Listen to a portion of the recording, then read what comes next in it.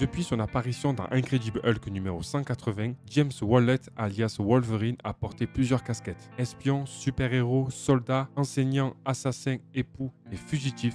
Ses exploits sanglants ont fait de lui l'un des héros préférés des lecteurs, mais l'homme derrière la légende semble faiblir. Usé par les tragédies personnelles, les conflits incessants et la perte des camarades proches, l'heure des comptes sonne enfin, alors que Logan renonce à son pouvoir auto-guérisseur afin d'arrêter un virus provenant du microverse. Au fil des aventures, il tente de s'adapter à cette absence de pouvoir et traque des affaires en suspens. Traquant de vieux ennemis tels que Dents de Sabre, la fin pour Wolverine arrive dans la mini-série Death of Wolverine. Le scénariste Charles Soule, le dessinateur Steve McNiven et l'encreur Jay Liston dressent le portrait d'un Logan contemplatif qui cherche la paix et la solitude, mais se trouve entraîné dans une lutte contre un comploteur qui traque et tue les utilisateurs d'Adamantium. Il met donc la tête de Wolverine à prix. Préférant mourir à ses propres conditions, Wolverine traque ce dernier ennemi, affrontant son ancienne épouse Viper et son mentor Hogun, qui lui apprend que l'ennemi dans l'ombre n'est autre qu'Abraham Cornelius, le scientifique dérangé qui a injecté l'adamantium dans les os de Wolverine. Dans Death of Wolverine numéro 4, Logan, sans pouvoir, envahit la base de Cornelius. Bien décidé à ce que les horreurs du projet Arme X ne soient pas répétées, le savant a repris ses expériences et tente de transformer des victimes impuissantes en cyborgs avec de l'adamantium.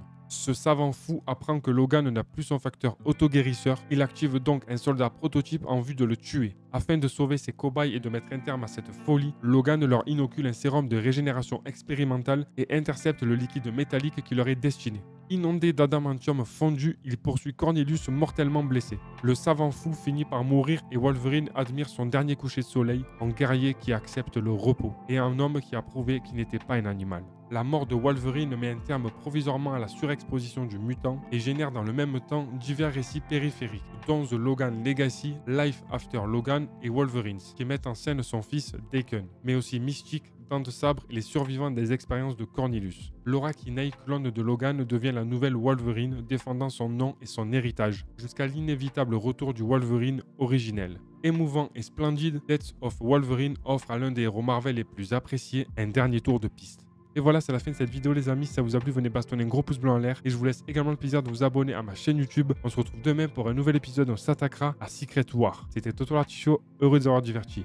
Ciao.